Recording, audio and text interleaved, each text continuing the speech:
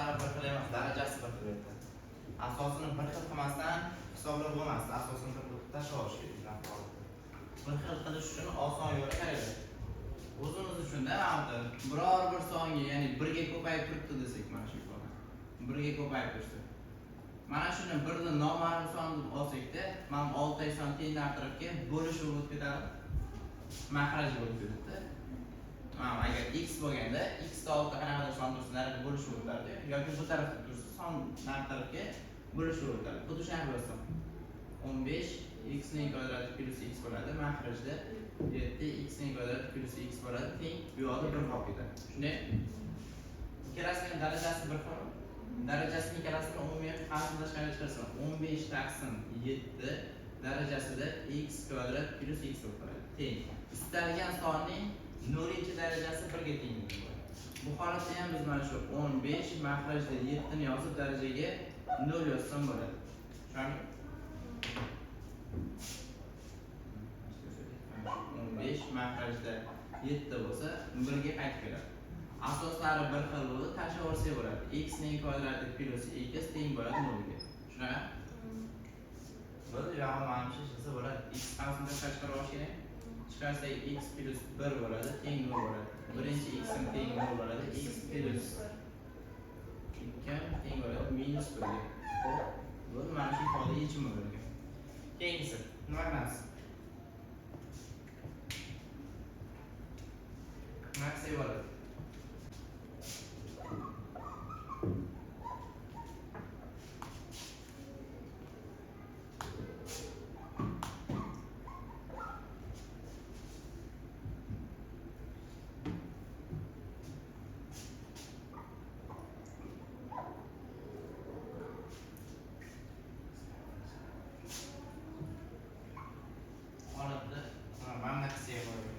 Darajasi eng kichigini qasm tashqariga chiqarib olish kerak.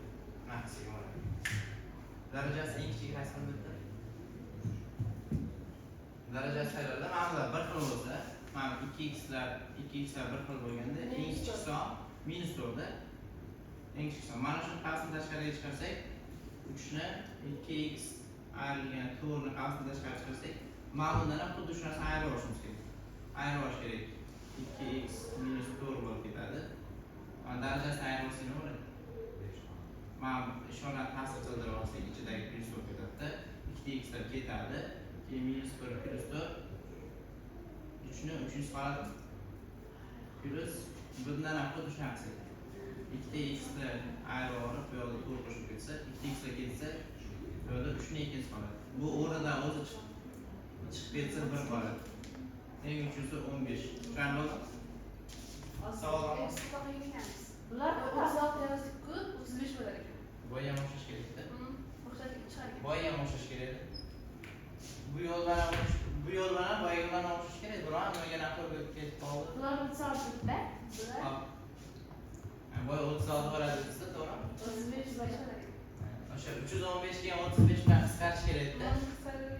Hozir ham mana shunaqa bo'ladi aslida. 3 ni 2x - 4 desa, mana bu ifodadan hisoblasa necha bo'ladi? 27 ga 9 bo'lsa, bari 35 bo'ladi. Mana hozir teng 315.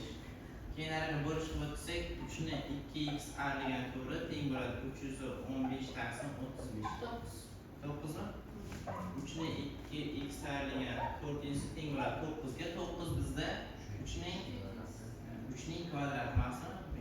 3-simi? Yo'q. Men chopamiz. 2x ayrilgan 4 teng 2 bo'ladi. Shunda 2x teng bo'ladi 6 ga x teng 3 ga. Qisqasi x teng 3 kerak. Boya ham o'xshash kerak. O'sha deganingizda tezroq yetib keladi. Hop, bu holatdagi nima qilish kerak? Qaranglar, asoslari ikki xil holatda kelib qoldi. Ham 5 lar, ham 2 lar kelib qolgan. Birga yozib olamiz. 2 larni bir tarafga, 5 larni bir tarafga qoldirishim kerak. 2 larni ikkalasini teng tarafga o'tkazib olish kerak. 5 larni bir tarafga olib qolish kerak. Hop, 30 olsak 5 ni 2x ayrilgan birinchisi ayrilgan 5 ni 2x'inchisi teng bo'lishi kerak. Hammasi plus edi.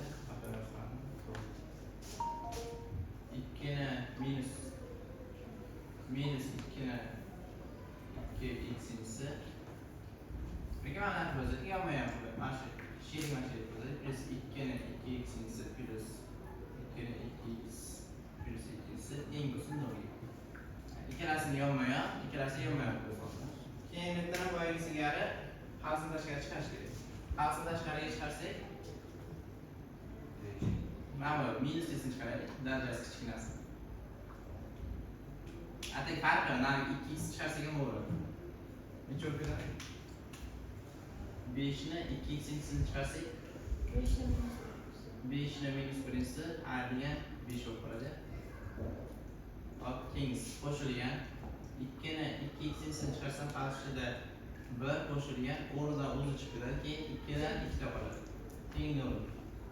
Hop, ifodani hisoblasak, mana bu qavishni nechini beradi? Mana shu bo'ladi. Ifodani hisoblasak necha bo'ladi? 5 ni 2x'ini ko'paytirilgan necha bo'ladi? 1/5 ayrilgan 1, 5 taqsim 5 bo'lsa, ko'paytirilsa shunda minus 4/5 bo'lib qoladi. Hop, qo'shilgan 2 ni 2x'ini yana bo'ladi. Ko'paytirilgan 5 mi? Teng 0 ga. Sha? Mahraj berkash bo'lsa ham aniqroq bo'ladi.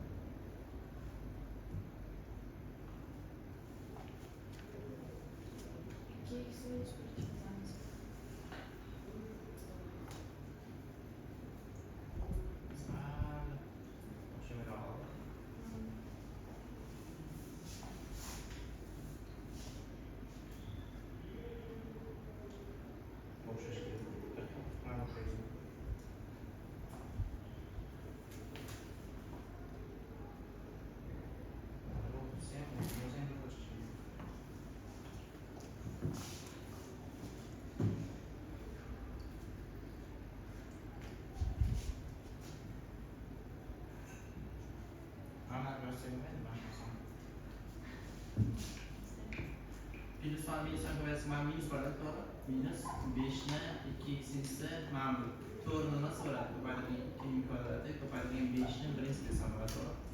Asoslari bir xil holatda darajalar qo'shib beradi. O'xshamaydi. Mana ikki qatnashadi. Ana tepada Shani qatnashadi. 5 ni 2x ayrilgan 1'ni chiqarib olish kerak. Qarshida 1 ayrilgan nima bo'ladi? Ayrilsa nima bo'ladi? 5 ni 1'ingiz qoladi.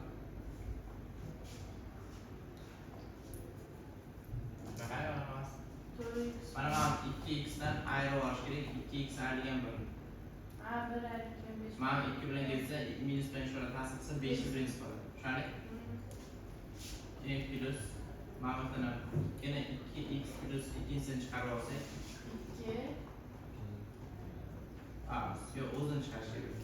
2x'ini chiqarsak 1 qo'shilgan 2 ni kvadrat qolib turib teng bo'ladi. Mana bu yerda endi 5 ni 2x ayrilgan 1 ko'paytirilgan 4 minusda shunday. Keyin ham ifodani umumiy tengini har tarafga o'tkazsa nima bo'ladi? Minus bo'lib qoladi. 2 ni 2x'ini ko'paytirilgan mana 5. Ana shunday narsa yo'q. Mana bu qanaqadir a bo'lsa tengini har tarafga minus a bo'lib ketadi, xuddi shu holatda bo'ladi. Endi yo'llarni almashtirishimiz kerak. Mana bu darajadagilar. Mana bu tengini har tarafga o'tkazaman, mana bu tengini har tarafga o'tkazaman. Normallarda qanaqadir ko'paytirish tursa tengini har tarafga bo'lish o'tadi. Bu ham narsa bo'lish o'tadi. Tushunarli? Mesela hop 5 ni 2x ayrilgan 1 mahrajda 2 ni 2x esa teng. Bu yoqda 5 turibdi. Mana minus 5 turibdi. Minus ham bor. Mana minus ham bo'lib olsak 5 taqsim 4 bo'lib qoladi mana shu. Tushunasizmi? Tushunmadingiz. Endi mana bu darajasini battar qilish kerak. 2x dan 2x turibdi, mana bu minus 1 qaror beradi. Mana shu minus 1 ni qanaqa bo'lsa bo'ladi?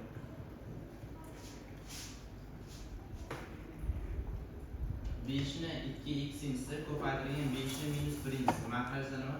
2 ni 2x'inchisi desam bo'ladi. Teng 5 taqsim 4 desam.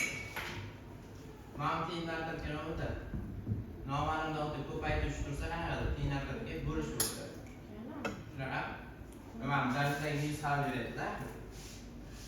Shunaqa o'tsak 5 ni 2x'inchisi, 5 ni 2x'inchisi makrajda 2 ni 2x'inchisi bo'lib qoldi. Teng mana 5 taqsim 4 bo'lingan 1 taqsim 5 da. Keyin ko'paytirishga aylanib ketadi. Suratni ko'paytirib 25 bo'lib qoladi. Ikkalasini darajani chiqarib olaman. 5 taqsim 2 dan 2x'inchisi bo'lib qoladi. Teng 25 taqsim 4 bo'ladimi?